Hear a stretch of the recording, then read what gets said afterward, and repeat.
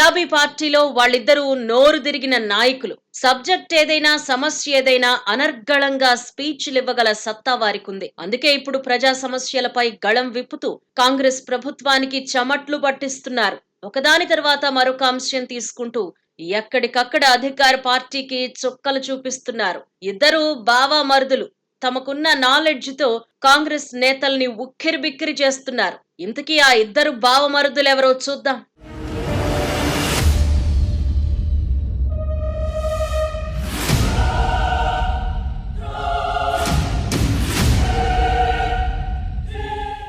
భారత రాష్ట్ర సమితి పార్టీలో మాటకారులు ఎక్కువే. సబ్జెక్ట్ ఏదైనా అనర్గళంగా మాట్లాడగలిగే సత్తా ఇద్దరు నేతలకుంది. సమస్య ఏదైనా, ప్రత్యర్థులను ఇరకాటంలో పెట్టే అంశం ఏదైనా తూటాల్లాంటి మాటలతో అదరగొట్టేస్తారు. గులాబీ పార్టీకి రెండు కళ్లుగా ఉన్న బావ హరీష్ రావు, బావమరిది కేటీఆర్. రాష్ట్రంలో కాంగ్రెస్ ప్రభుత్వం ప్రజల సమస్యలు పరిష్కరించడంలో విఫలమైందంటూ విరుచుకుపడుతున్నారు ఈ ఇద్దరు నేతలు. రోజుకో సమస్యతో ప్రభుత్వానికి చుక్కలు చూపిస్తున్నారు. దీనికి వీరిద్దరూ ఎంచుకున్న ప్లాట్ఫామ్ ఎక్స్ లేదా ట్విట్టర్.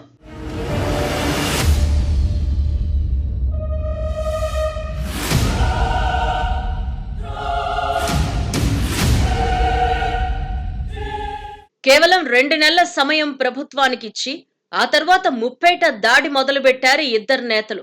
అయితే ప్రభుత్వం వైపు నుంచి అయితే సమర్థవంతంగా ఎదుర్కొనేందుకు ఎవరూ సాహసం చేయటం లేదనే కామెంట్స్ వినిపిస్తున్నాయి. వరి ధాన్యం విషయంలో ప్రభుత్వానికి ప్రశ్నలు సంధించారు. శాంతి భద్రతల విషయంలో ఒక్క పోస్టుతో పోలీస్ యంత్రాంగం కదిలింది. కరెంటు సమస్యపై ప్రభుత్వం చేసిన ఆరోపణలకు కూడా గట్టి కౌంటర్ ఇచ్చారు.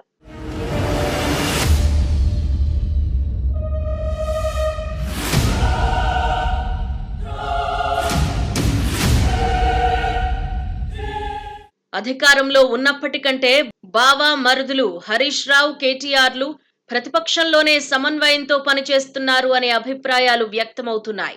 ఇదే దూకుడుతో ఈ ఇద్దరు నేతలు ముందుకు సాగితే బీఆర్ఎస్ కు పూర్వ వైభవం రావడం ఖాయమంటున్నారు రాజకీయ పండితులు.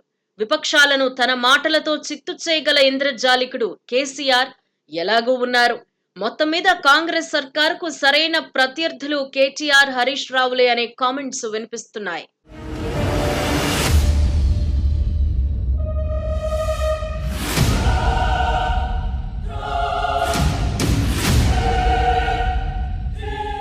Please subscribe to